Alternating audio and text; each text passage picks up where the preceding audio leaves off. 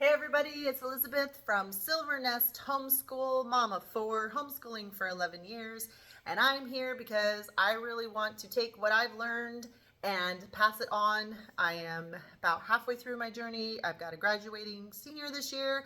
I've got another child who is leaving my homeschool and going to do her running start. It's a college and high school at the same time.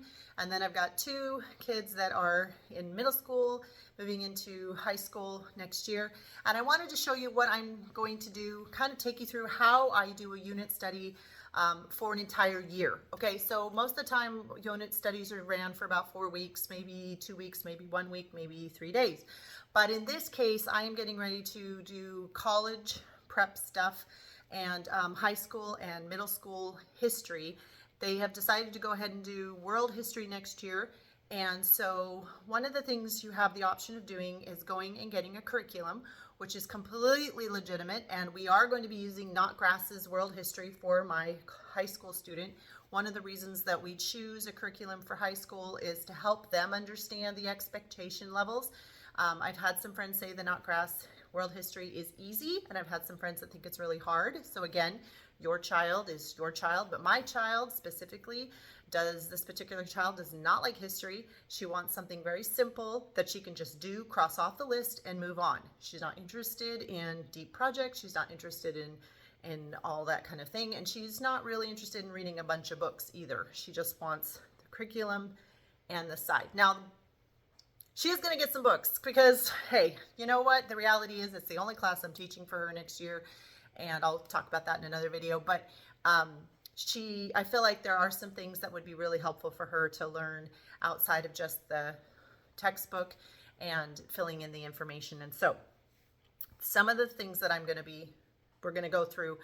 This is how I designed the class for her, and I'm designing the class for my 7th grader. So the 7th grader, I gave her, she loves to read about history. She says she doesn't like history and she's not good at it, but that's not true. So anyway, cover the table with all of the books that we have in our house that cover world history.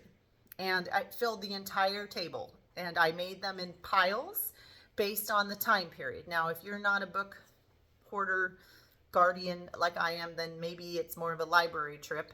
But for us, I just had stacks and stacks of books. And so these books are about the Europe history of this time period. And these books were a pile of Japanese, Chinese, Asia, Middle Ages, that kind of thing. So we have stack all over the table. And one of the reasons I did that is because she reads so many history books that are floating around her house, I didn't even remember which books she had read and which she didn't. So I asked her to divide them. This is the 2B 7th grader, so 6th grade now, into stacks for me from the stacks. So first category was books she's already read.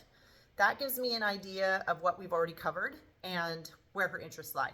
Then I asked her to put out one book from each stack that she would be interested in reading or excited about reading. Sometimes it's just, or would be willing to read, right? Depends on the stack. And then a book or two that she's like, nope, I really don't want to read this.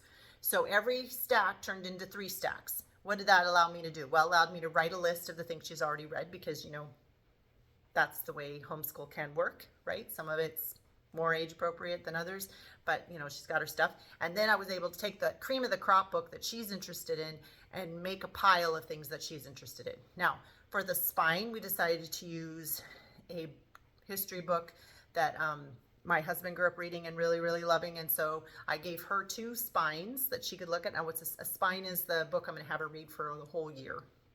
That covers, it's basically the history of the world. So this one is an illustrated Kingfisher's History of the World. And so, so she had that, and then she had a couple others. And so that's the one she decided on. And thankfully it's broken into 10 sections. So each month we're going to go through one section. And that allowed me to go through the books that she picked out and put them with the right sections so that she is able to read the books at the time that she will be studying the history. And it's that simple. I know it doesn't probably sound simple to you, but for me it's that simple because I'll just have a stack of books and I'll just maybe even have her like grab the first one when do we start the first unit, and then I can put, you know, sticky notes on them for different colors, washi tape. I did washi tape the back of all of them, so I knew that was the stack that she wants to read. Same kind of thing that I'm looking at for my 9th grader. We haven't finalized either stack, but her stack is, the 7th grader's stack is a little more finalized, but this is what I'm thinking about. So I'd love your opinion and your feedback on this. This is Black Ships Troy. She's asked for books that are more like novels about the time period. So that's kind of where we're looking. She also said 7 Daughters and 7 Sons might be okay. Habibi is another fiction story. This one is about a girl who moves back to Israel, and there's some conflict. Obviously there's a lot of conflict. I haven't read these 3, so I'd love your feedback on them. Autobiography of George Mueller. I have read this. This is really good, but she won't like it because the cover is boring. You still are judging books by their cover. That's all right. Mary Slessor, very good. We really like this series. The Boy Who Harnessed the Wind. The Hiding Place by Corrie ten Boom, which is included in the Not Grass suggested list. Currently, we also have, for fun, Who Wins? This is kind of a fun keep around.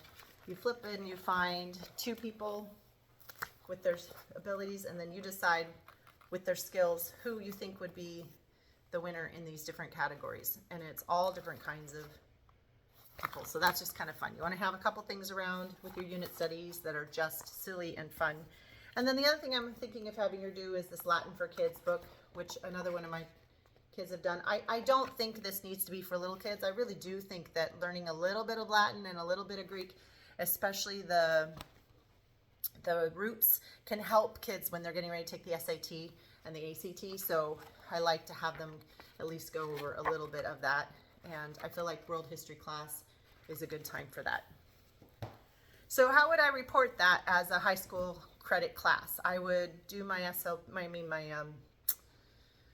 paperwork. I would have the name of it, and I would focus on the Not Grass, but then I would just list the books that she read on top of that, and include any papers, research papers that she wrote on there. I like to have them write 2, sometimes 3 research papers for those high school classes, just so they can keep their hand in with me, since that is something that I am good at teaching.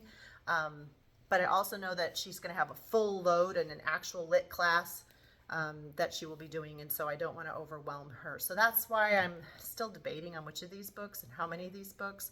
You know, I like to have them do 1 novel or 1 book, solid book per month. I don't think like that's asking too much for my children, but this child does need a very quiet space to work, has a very full schedule, and so trying to make sure we major on the majors. And because she doesn't like history, it's kind of a tug of war of, do I have her read?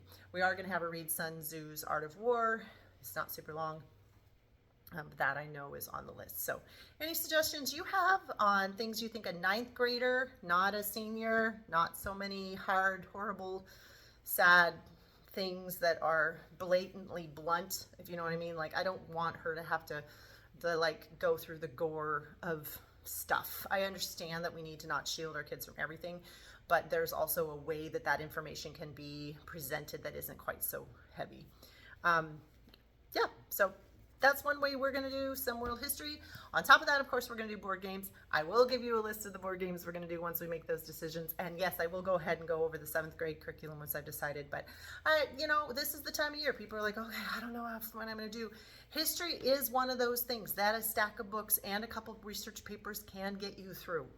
You don't have some YouTube videos that you trust and some movies that you trust. Like, it is a much more easy system to say, this is important to me. I want my kids to understand this. Picking the spine helps cover the time periods that I might forget to cover. But after that, it really is the deep dive into the things that the kids are interested, or in this case, that you feel are that important that they learn before they graduate. So hope that's helpful. Hope you're having a great day, and we will talk to you soon. Thanks. Bye.